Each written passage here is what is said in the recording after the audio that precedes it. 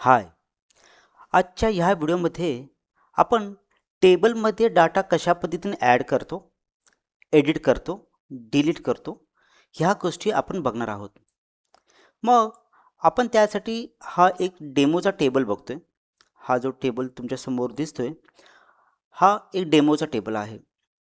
आता आपण आपलं जे काही सगळं लक्ष आहे ते ह्या टेबलवरती फोकस करूया.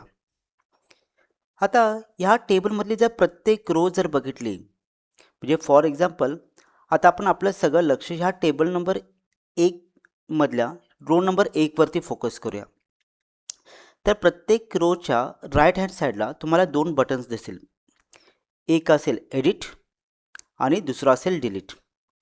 समजा आता आपल्याला हे जे काही पहिलं जे काही रो आहे त्या रोमधला आपला डाटा जर एडिट करायचा असेल तर आपण सिम्पली काय काम करू, एडिट वरती क्लिक करायचं आणि इथं आपल्याला तो विचारतो की लोकसंख्या किती आहे. आता कन्सिडर करा आपल्या गावची लोकसंख्या 500 आहे किंवा आपल्याला ह्याच्यामध्ये काहीतरी व्हॅल्यू 500 म्हणून एंटर करायचं, तर आपण ह्याला 500 एंटर करू. आणि ह्याच्या खालच्या साईडला आपल्याला 3 बटन्स दिसतील. एक असेल कॅन्सल, एक आहे अप्लाय अँड ॲड न्यू आणि तिसरा आहे अपडेट. तर आपल्याला ह्या तिन्ही बटन्सपैकी आपल्याला अपडेट ह्याच्यावरती क्लिक करायचं आहे.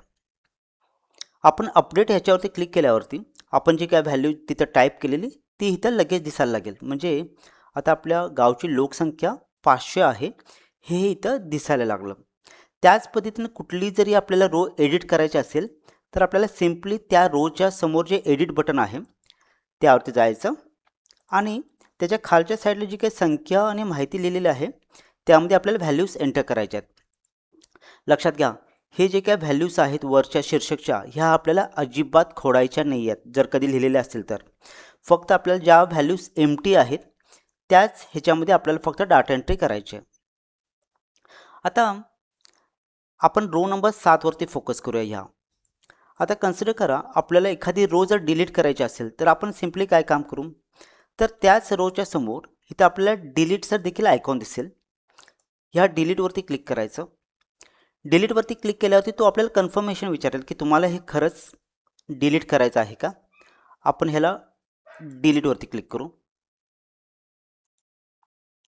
डिलीटवरती क्लिक केला तो आपला इथून डाटा डिलीट झाला आहे. आता ॲज्युम करा की आता ह्याच्यामध्ये ऑलरेडी 6 रोज आहेत. 1 2 3 4 5 6 रोज आहेत आणि आपल्याला एखादी रो याच्यामध्ये वाढवायचीच आहे. मग आपण सिम्पली काय काम करायचं, तर टेबलच्या खालच्या साईडला राईट हँड साईडला आपल्याला एक न्यू रो नावाचा एक ऑप्शन दिसेल, न्यू रो. ह्या न्यू रो बटनवरती क्लिक करायचं. इथे तो आपल्याला शीर्षक विचारेल. शीर्षकला फॉर एक्झाम्पल आपण ह्याला काहीतरी मी तर न्यू रो देतो एक्झाम्पलसाठी, न्यू रो एक्झाम्पल म्हणून आणि ह्याची व्हॅल्यू मी काहीतरी 250 ॲड करतो आणि इथं आपण ॲडवरती क्लिक करूया.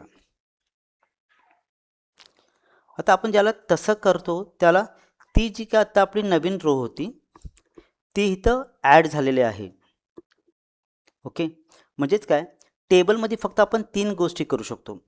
एक तरी डाटा आपण एडिट करू शकतो पहिली, दुसरी गोष्ट म्हणजे आपण तो डाटा डिलीट करू शकतो आणि तिसरी गोष्ट म्हणजे आपण एखादी नवीन रो ॲड करू शकतो. फक्त ह्या 3च गोष्टी आपण टेबलसोबत करू शकतो. मग एखादी जर आपल्याला जर ऑलरेडी ॲडेड डाटामध्ये जर एडिटिंग करायचं असेल तर आपण एडिट करू. जर आपल्याला ती रो नकोच असेल तर आपण ह्याला डायरेक्टली डिलीट करू शकतो.